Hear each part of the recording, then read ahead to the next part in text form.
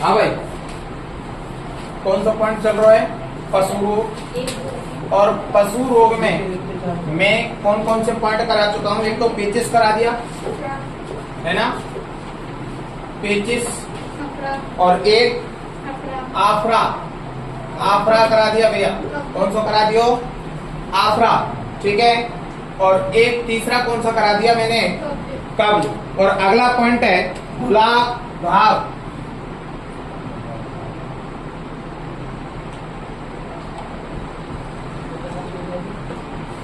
ठीक है, अगला कौन सा है? एक तीसरा कौन सा करा दिया? कब्ज, कब्ज करा दियो।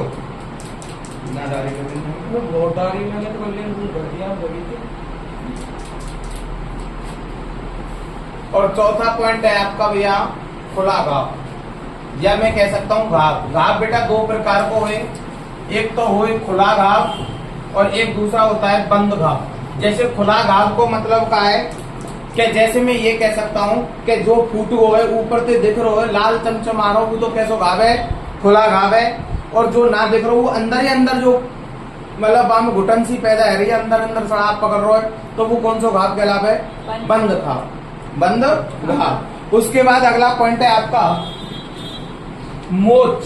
मोच जाने तुम, जैसे माना कि हम कहूँ जा रहे हैं रास्ता में का है तो अपने पैरों में क्या आ जाती है? मोच आ जाती है। पांचवा पॉइंट कौन सा है? मोच। अब मोच में हमें क्या करना चाहिए? वैसे नहीं कहे कि नमक का को प्रयोग, नमक या वोरिक एसिड, कौन सा एसिड? वोरिक एसिड को प्रयोग करना चाहिए, जाते गुनगुने पानी में मिला के, जाते आपको उपचार आसानी से हो सके और इसका दर्द मिट जाए। मोच तो जाना ही है ना, पैर में दर्द हो जाए, मुर्र जाए बात है मोच के। उसके बाद छठवां पॉइंट है बेटा दाए। का है? दाए। आग लगने से जो आग थोड़ी सी लग जाए, फपोला पड़ जाए ना तुरंत आग के जलवे पे, तो दाए का दाए आग से जलने पर क्या पड़ जाते हैं बेटा? फफोले पड़ जाते हैं। क्या कहलावे? दाए कहलावे। उसके बाद अगला पॉइंट है सातवां, भोजन में विषाक्तता। भोजन में विषाक्तता, तो भोजन में विषाक्तता मतलब भोजन में विष। जैसे आपने देखा नाम सुना होगा, नंबर 1 गॉसिपोल। का नाम सुनो है? गॉसिपोल। गॉसिपोल जाने कहाँ पाई जाए? हाँ, बिनोले की फल में क्या पाया जाता है? गॉसिपोल पाया जाता है। वो भी कितना? 0.015%। ठीक है, कितना पाया जाता है? 0.015%। इसको उबालने पर इसको कम किया जा सकता है। पहले लिखो इसको, लिखो जल्दी।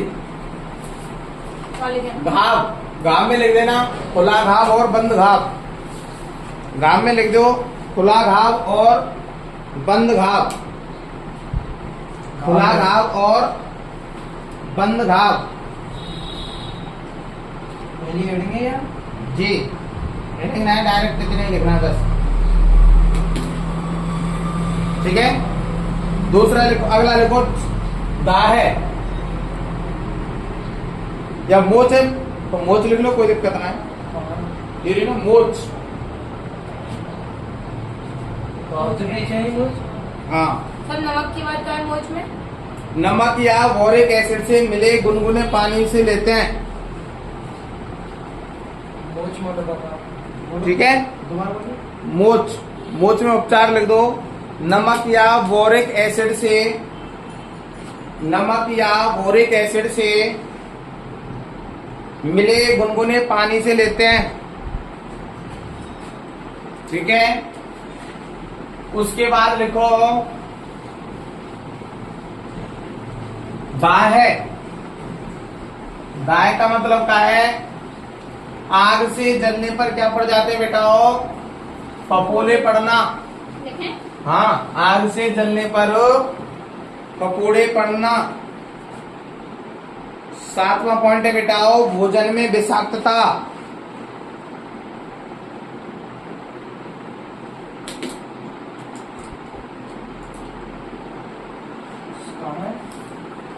भोजन में विषाक्तता नंबर 1 गॉसिपॉल। कौन सी है? एडिंग्स आती है? हाँ, कौन सी है? गॉसिपॉल। गॉसिपॉल काय में पाई जाए बेटा? आती है गॉसिपॉल? नहीं, भोजन विषाक्तता में पहला पॉइंट है। बिनौले की खल में,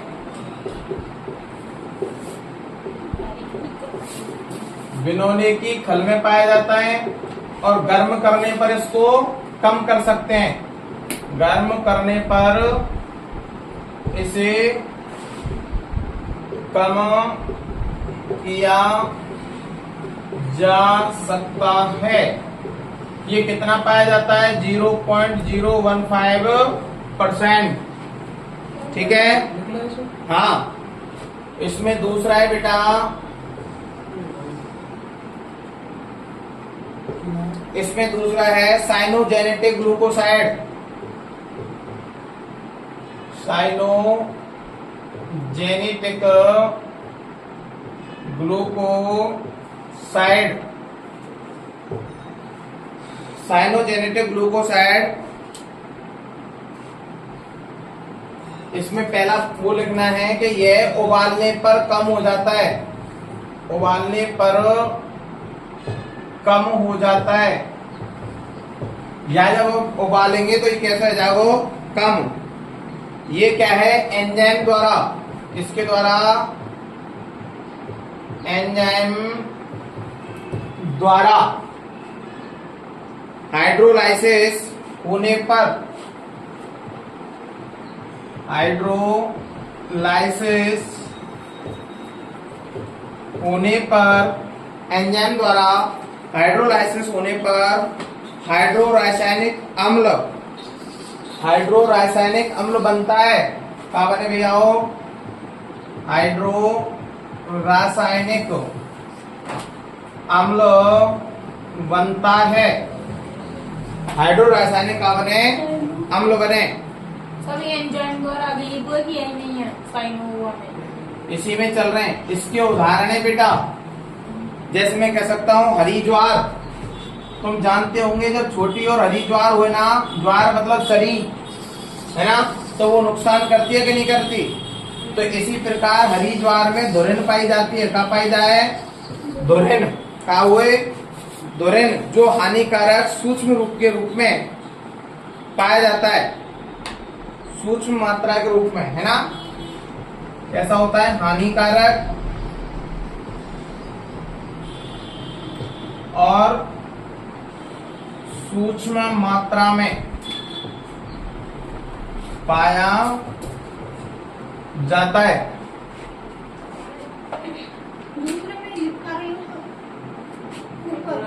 साइनोजेनेटिक ग्लूकोसाइड उबालने पर कम हो जाता है। एंजाइम द्वारा हाइड्रोलाइसिस होने पर हाइड्रोरासायनिक अम्ल बनता है। और उसमें हरी ज्वार उदाहरण है। जैसे हरी ज्वार में धुरिन हानिकारक और सूक्ष्म मात्रा के रूप में पाया जाता है। उसके बाद है अफ्लाटॉक्सिन, तीसरा। कौन सा भैया? अफ्लाटॉक्सिन। या मिटा दूंगा? क्या बेटा? अगला अफ्लाटॉक्सिन।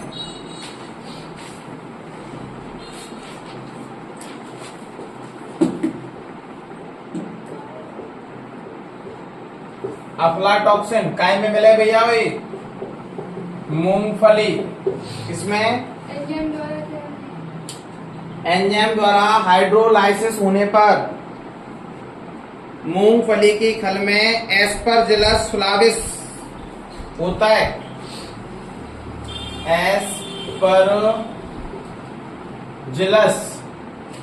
एस्परजिलस फ्लाविस।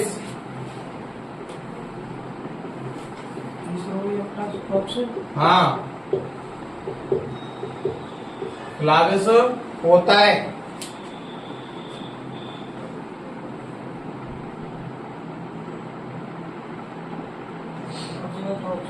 हाँ, मूंगफली की खल में एस्परजिलस फ्लाविस होता है। हो गया?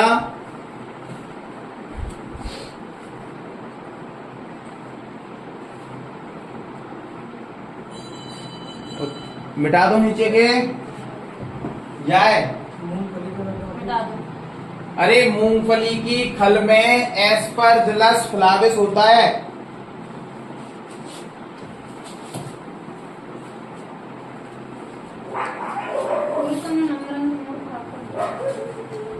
क्या तो झूठ है, मैं नहीं लगो क्या कोच हूँ। अगर मैं क्या सोचूंगी नंबर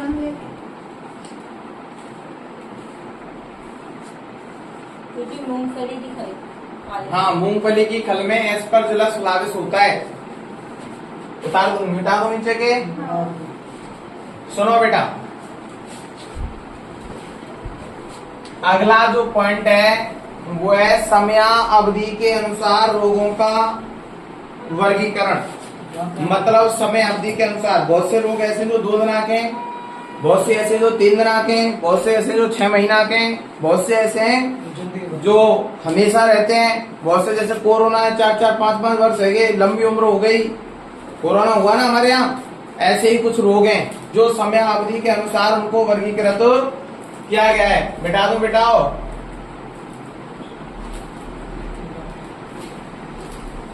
मूंगफली की खल में एस्परजिलस फ्लाविस होता है। ठीक है, अब हेडिंग डालो, समयावधि के अनुसार रोगों का वर्गीकरण। समयावधि के अनुसार रोगों का वर्गीकरण। ठीक है भैया, उसमें लिखो नंबर 1 अति उग्र रोग। अति उग्र रोग, और बेटा इनकी वो लिखे हैं अंग्रेजी पैराक्वाइट या पैराक्यूट। पैराक्यूट, पैराक्यूट में क्या होता है कि इनके लक्षण क्या होता है बेटा, इनके लक्षण तुरंत प्रकट होते हैं, तुरंत प्रकट होते हैं। तो ये कौन कौन से रोग हैं बेटा जिनके लक्षण तुरंत प्रकट होते हैं? तो आपको उदाहरण में लिखना है एंथ्रेक्स। क्या नाम है रोग को? एंथ्रेक्स।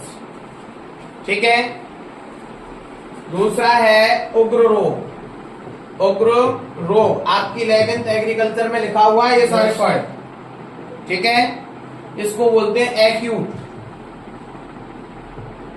क्या बोले? एक्यूट। और एक्यूट में ऐसे रोग जो तुरंत लक्षण प्रकट नहीं करते, कुछ समय बाद करते हैं, कुछ समय बाद करते हैं। लिखना है कि ऐसे रोग जो तुरंत लक्षण प्रकट नहीं करते, कुछ समय बाद करते हैं, कुछ समय बाद करते हैं, कुछ समय बाद करते हैं। जैसे में एग्जांपल के तौर पे बेटा इसमें आएगा नंबर 1 गलघोंटू। हाँ, कौन सा? गलघोंटू। उसके बाद है बेटा आरपी मतलब रिंडर पेस्ट। का नाम है? Rinder paste.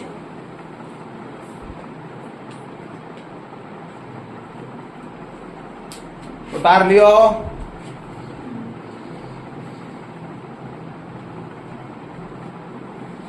अगला तीसरा है बेटा सबक्यूट या उप उग्र रोग। उप उग्र रोग जिसको क्या बोलते हैं? सबक्यूट। क्या बोले हैं? सबक्यूट। और सबक्यूट में क्या होता है? कुछ दिनों बाद इनके लक्षण प्रकट होते हैं। पहला पॉइंट, कुछ दिनों बाद लक्षण प्रकट होते हैं। इनके लक्षण कुछ दिनों बाद, इनकी अवधि लंबी होती है भैया। इनकी अवधि या समय लंबा होता है ना, ज्यादातर लंबे समय तक होने वाले रोग हैं। जैसे इस रोग के उदाहरण कौन कौन से हैं बेटा? उदाहरण नंबर 1 जैसे मैं कहूं तो मैस्टाइटिस, या मैं यूं कहूं सीधो सीधो FMD इंपॉर्टेंट है, फुट एंड माउथ डिजीज, खुरपका मुंह पका रोग, और मैस्टाइटिस उतार लो। अभी दो।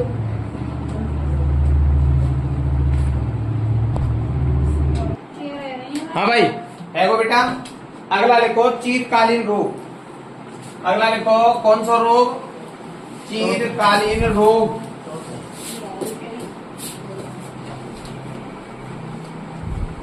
लिखो चीरकालीन, हाँ चौथा रोग है।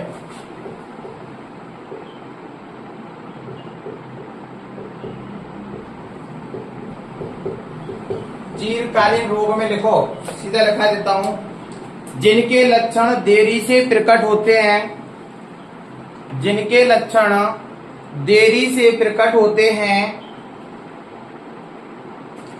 जिनके लक्षण देरी से प्रकट होते हैं, वह ठीक होने में अधिक समय लगता है, वह ठीक होने में अधिक समय लगता है। जैसे क्षय रोग, कौन सा रोग? क्षय रोग, जोहानसन रोग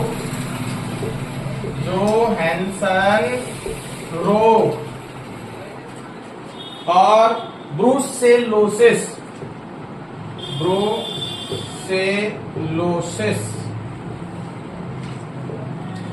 ठीक है भैया,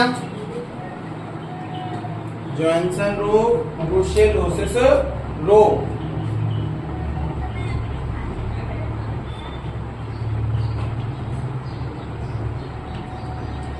ठीक है, ओके भैया। ये हो गया आपके समय अवधि के अनुसार रोगों का वर्गीकरण। उसके बाद लिखो क्षेत्र के आधार पर रोगों का वर्गीकरण। किसके आधार पर? क्षेत्र के आधार पर।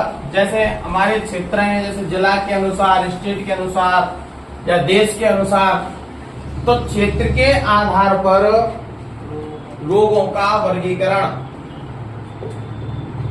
क्षेत्र के आधार पर रोगों का वर्गीकरण। क्षेत्र के आधार पर रोगों का वर्गीकरण। जैसे इसमें नंबर 1 आता है बेटा विकीर्ण रोग। कौन सा रोग? विकीर्ण रोग। तो लिखो जो एक पशु तक सीमित रहता है, ओनली एक पशु तक सीमित रहता है, क्या कहलावे बेटा? विकीर्ण रोग कहलाता है। जैसे मैं कहूं कि पागलपन। कौन सा भैया? पागलपन। अगर कोई पशु पागल रह जाए तो बातें कोई टच हुए या बातें कोई दूसरा व्यक्ति पागल रह जाएगा ना, हुए ना? तो पागलपन एक विकीर्ण रोग है। या मैं यूं कह सकूं कि कान को दर्द, या मैं ये कह सकता हूं कि पेट का दर्द। तो ये कैसे रोग है भैया? विकीर्ण रोग। ठीक है, अगला लिखो एंजूटिक। दूसरा एंजूटिक रोग। कौन सा भैया? एंजूटिक रोग में लिखो कि स्थानीय जगह, कहां भैया? स्थानीय जगह में अगर मैं बात करूं तो मैं ये कह सकता हूं कि जिला स्तर पर, क्या ओनली जिले में हटे और कहूं ना, ओनली जिला स्तर पर। तो जिला स्तर में जैसे मैं कह सकता हूं कि लंगड़ी बुखार। कौन सा बुखार? लंगड़ी बुखार। और या मैं कह सकता हूं बेटा एंथ्रेक्स रोग। कौन सा? एंथ्रेक्स रोग या लंगड़ी बुखार। तीसरा लिखो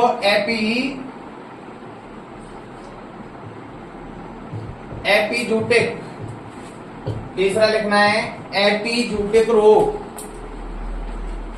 ये क्या है, यहाँ स्थानीय जला स्तर पे है, तो मैं ये कह सकता हूँ बृहद स्तर पर। और बृहद स्तर में मैं जैसे कहूँ कि राज्य स्तर, कौन सा स्तर भैया, राज्य स्तर पर होने वाला। जैसे अगर एक बार होगो तो लगभग राज्य तक फैल जाओ। तो जैसे मैं कहूँ तो FMD, खुरपका मुंहपका रोग, या मैं कहूँ कि पशु माता रोग।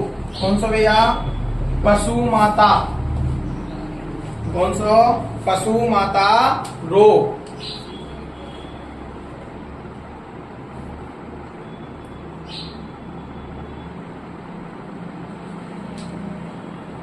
पशु माता रोग हो गया, उतार लो। तो भैया वीडियो को लाइक एवं शेयर एवं कमेंट्स जरूर करें और पूरी वीडियो जरूर देखें। ये नहीं छोटी अधूरी छोड़ के और छोड़ दें। ओके, धन्यवाद।